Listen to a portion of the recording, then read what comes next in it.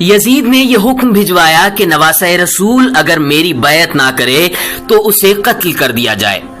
فوجی یزید جو چاروں طرف سے اللہ کے رسول کے خاندان کو گھیرے ہوئی تھی، انہوں نے یہ طے کیا کہ 9 محرم کے دن نواسہ رسول اور ان کے ساتھیوں کو قتل کر دیں گے۔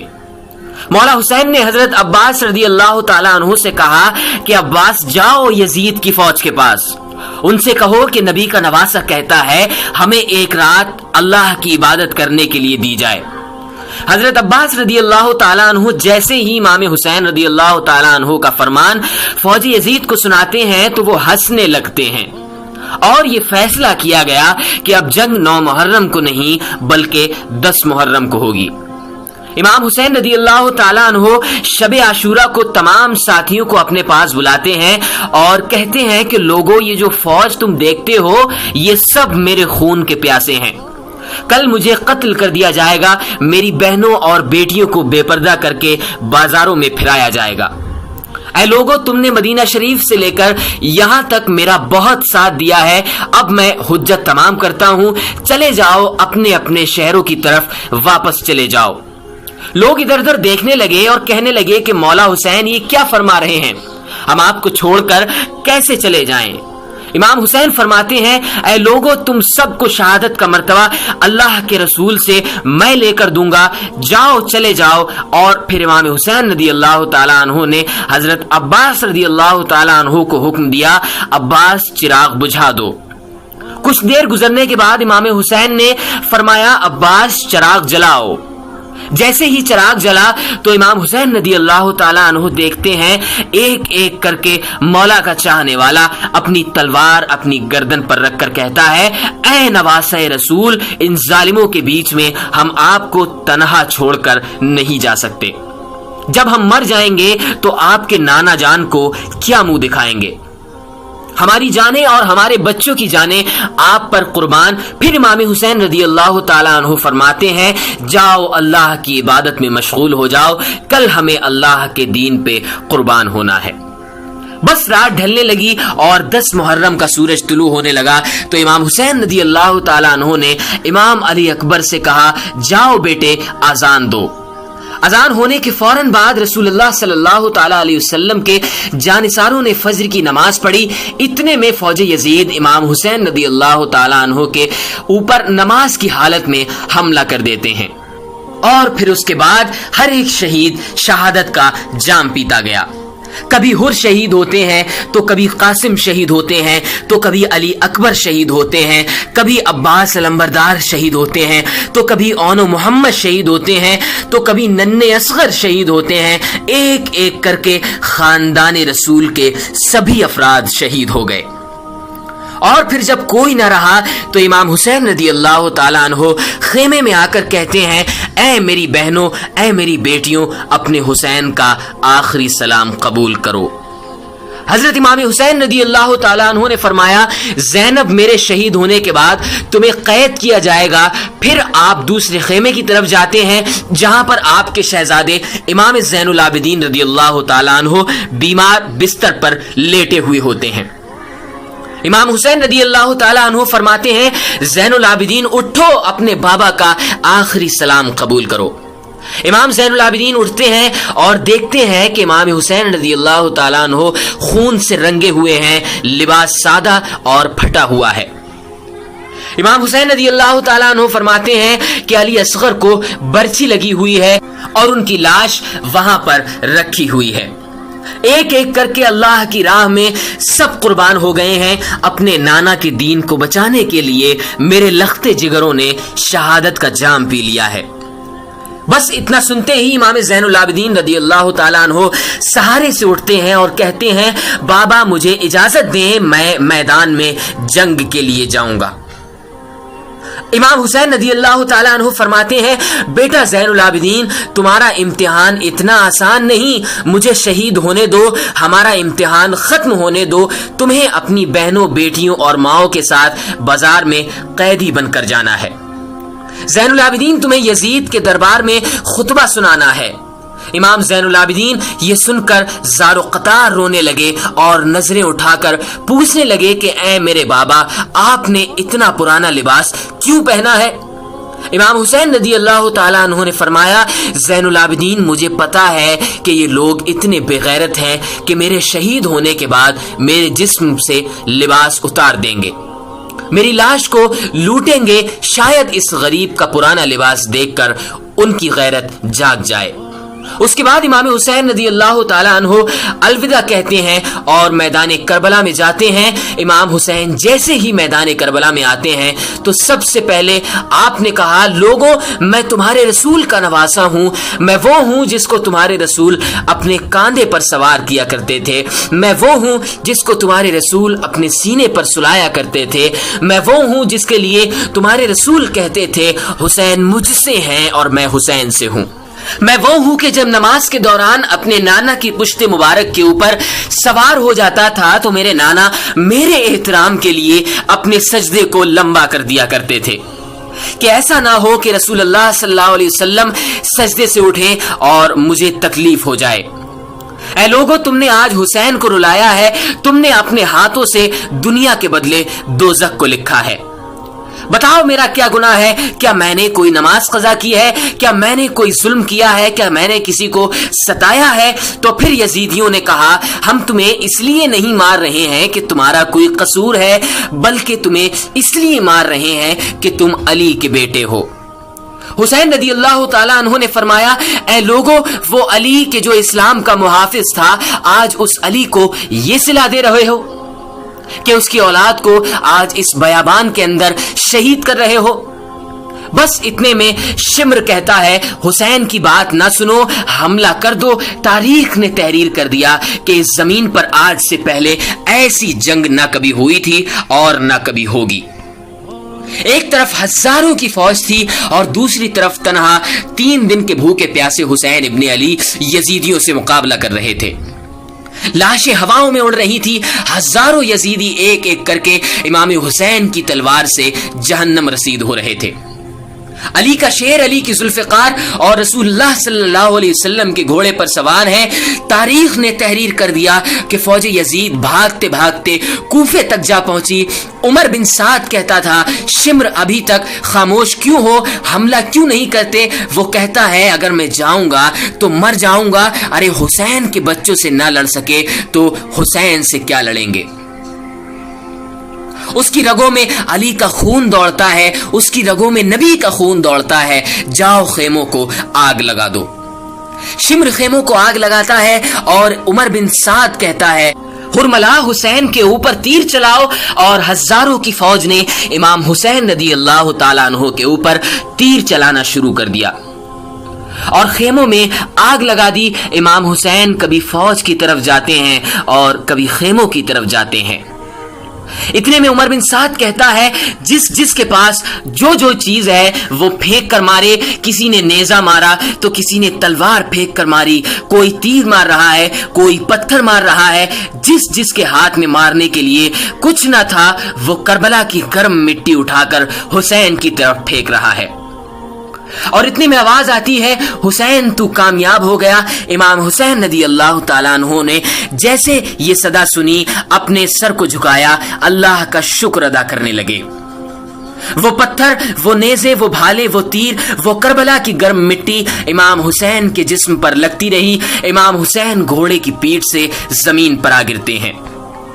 اتنے میں عمر بن سعد نے کہا حسین گر گیا، جاؤ جاؤ حسین کا سر قلم کرو تاکہ یہ خبر ہم یزید تک فوراً پہنچائیں اور ہمیں انعام مل سکے۔ جو قریب جاتا ہے اسے امام حسین کی آنکھوں میں رسول اللہ صلی اللہ علیہ وسلم کا چہرہ نظر آتا ہے۔ وہ روتا ہوا واپس آ جاتا ہے۔ اتنے میں شمر کہتا ہے یہ کام مجھ سے ہی ہوگا، لاؤ خنجر لے کر آؤ۔ شمر خنجر لے کر امام حسین کے قریب جاتا ہے اور اس وقت آپ سجدے میں ہوتے ہیں۔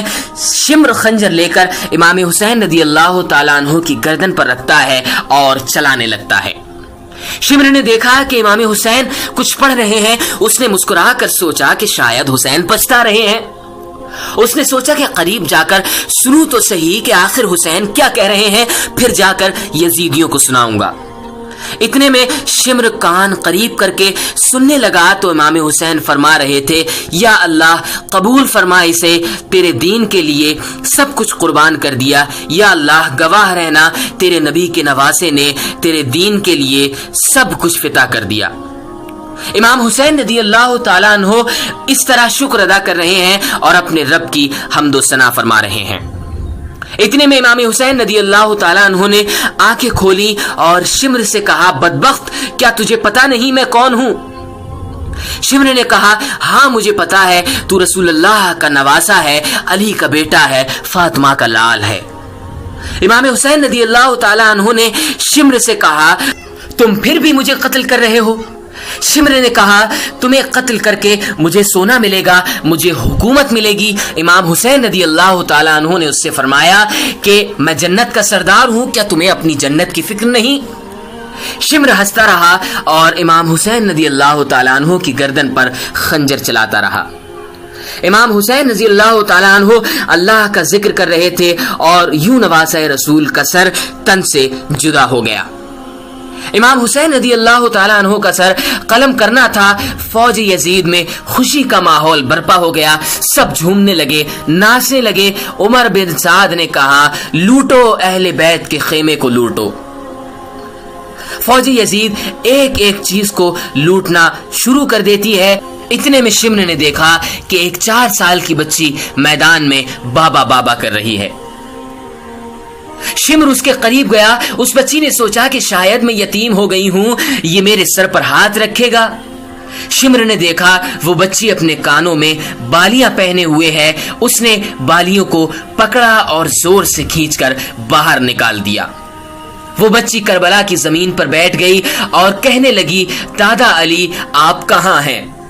ہمارے خیموں کو جلا دیا گیا ہے۔ اتنے میں عمر بن سعد کہتا ہے کہ یزید کا حکم ہے کہ سب کے جسم سے سر کو کاٹ کر میرے پاس لے آؤ اور لاشوں پر گھوڑے دوڑاؤ، تاکہ دنیا کو معلوم ہو جائے کہ یہ جو یزید کے سامنے آئے گا، یزید اس کی بیٹیوں بہنوں کو بے پردہ کر دے گا اور اس کی لاش کو ایسا کر دے گا کہ کوئی اسے پہچان نہیں پائے گا۔ شمر نے کہا، لاشوں کو لگاؤ، گھوڑوں کو تیار کرو۔ اتنے میں قبیلے سے آواز آتی ہے کہ اکبر کی ماں ام لیلا ہمارے قبیلے سے ہے، ہم اکبر کی لاش پہ گھوڑے نہیں دوڑائیں گے۔ عمر بن سعد نے کہا، ٹھیک ہے، اکبر کی لاش کو جدا کر دو۔ تو کسی نے کہا کہ اون محمد ہمارے قبیلے سے ہیں، تو ان کی لاش بھی جدا ہو گئی۔ کسی نے کہا، جناب عباس پہ ہم گھوڑے نہیں دوڑائیں گے۔ کسی نے کہا کہ قاسم یمن کی شہزادی کا بیٹا ہے، ہم اس پر گھوڑے نہیں دوڑائیں گے۔ کربلا کی تاریخ نے تحریر کر دیا کہ جتنے بھی شہید تھے ان کے لیے کوئی نہ کوئی یہ کہنے والا ضرور تھا کہ اس کا تعلق ہمارے قبیلے سے ہے، اور ان تمام شہیدوں کی لاشیں جدا ہو گئیں۔ بس امام حسین رضی اللہ تعالیٰ عنہ کربلا کی زمین پر پڑے رہے۔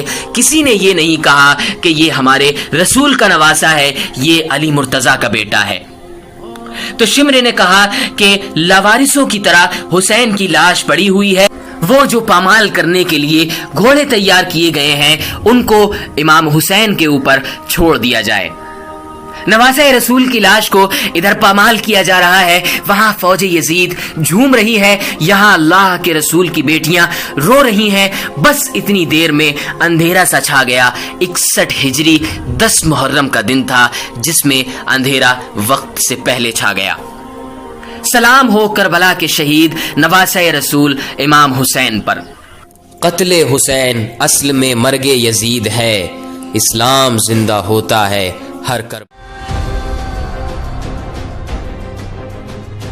ریت کے سینے کو چیرتا ہوا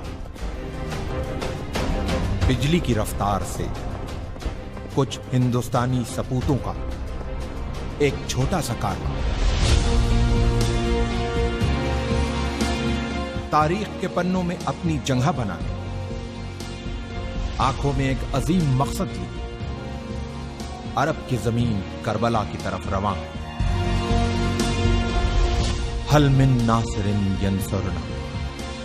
نبی محمد صاحب کے نواسے امام حسین نے جب کربلا میں انسانیت سے یہ سوال کیا،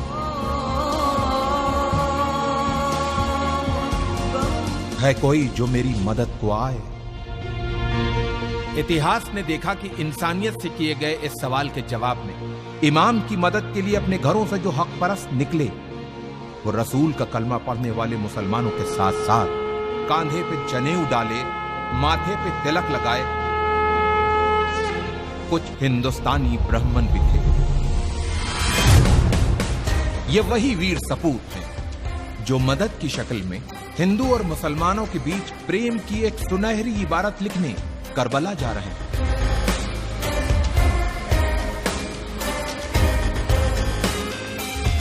जालिम बादशाह यजीद अपनी हुकूमत के नशे में चूर होके इंसानियत का चेहरा बिगाड़ देना चाहता था,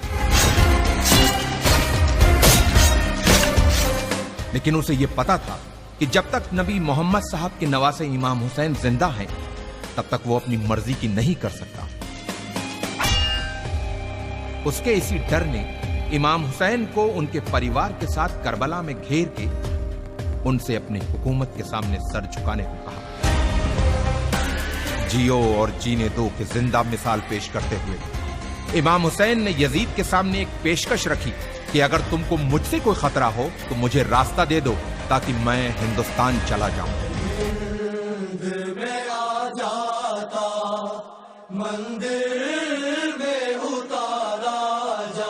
इमाम को दरियाए फरात के किनारे घेर लिया गया, उनके बच्चों और औरतों पर पानी बंद कर दिया गया। यह सब जुल्म यजीद के खत मिलने के बाद इब्ने जियाद ने इमाम हुसैन पे किए। इमाम की तरफ से भी खत लिखे गए। कहते हैं कि लोग मुसीबत में अपनों को याद करते हैं या फिर मुसीबत में जो साथ दे वही अपना होता। इमाम हुसैन ने अपने बचपन के दोस्त हबीब को खत लिखकर मदद को बुलाया और दूसरा खत करबला से दूर, बहुत दूर भारत के एक हिंदू राजा के नाम लिखा गया। इमाम हुसैन के बेटे अली इब्ने हुसैन ने अपने भाई भारत के राजा समुद्रगुप्त के नाम लिखा था यह खत। सुनने में अटपटा लगने वाले इस रिश्ते का इतिहास गवाह है।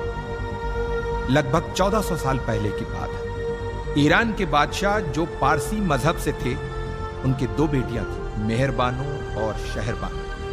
मेहरबानो का विवाह भारत के राजा चंद्रगुप्त से हुआ और रानी का नाम मेहरबानो से बदलकर चंद्रलेखा रखा गया। और कुछ वर्षों बाद चंद्रलेखा की छोटी बहन शहरबानो की शादी इमाम हुसैन से हुई। चंद्रलेखा और चंद्रगुप्त के बेटे समुद्रगुप्त उस समय राजा थे जब उन्हें अपने मौसेरे भाई अली इब्ने हुसैन का पत्र मिला।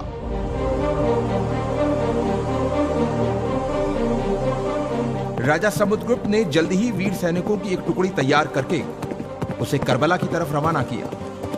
इन वीर सैनिकों के सरदार का नाम रेहबदत था, जो एक मोहियाल ब्राह्मण थे। अफसोस, जब रेहबदत अपनी सेना के साथ करबला पहुंचे तो इमाम हुसैन को शहीद किया जा चुका था। यह जान इन ब्राह्मणों का दिल टूट गया और जोश में अपनी तलवारों को अपने गलों पर रख लिया कि जिसकी जान बचाने आए थे, जब वही नहीं बचा तो अब हम जी के क्या करेंगे। लेकिन इमाम के एक चाहने वाले अरब के वीर योद्धा जनाबे मुख्तार के मना करने पे इन वीर सैनिकों ने अपनी तलवारों को अपने गलों से हटाया और मुख्तार के साथ मिलके खूने इमाम हुसैन का बदला लेने के मकसद से दुश्मनों से एक यादगार युद्ध किया और उन्हें हिंदुस्तानी तलवार के जौहर दिखाए। इन वीर सैनिकों ने करबला में जहां पड़ाव डाला था, उस जगह को हिंदिया कहते हैं, जो जगह आज भी उसी नाम से मौजूद है। इन ब्राह्मणों में से कुछ करबला में वीर गति को प्राप्त हुए, कुछ वहीं बस गए और कुछ अपने देश भारत चले आए। इतिहास इन वीर ब्राह्मणों को हुसैनी ब्राह्मण के नाम से जानता है।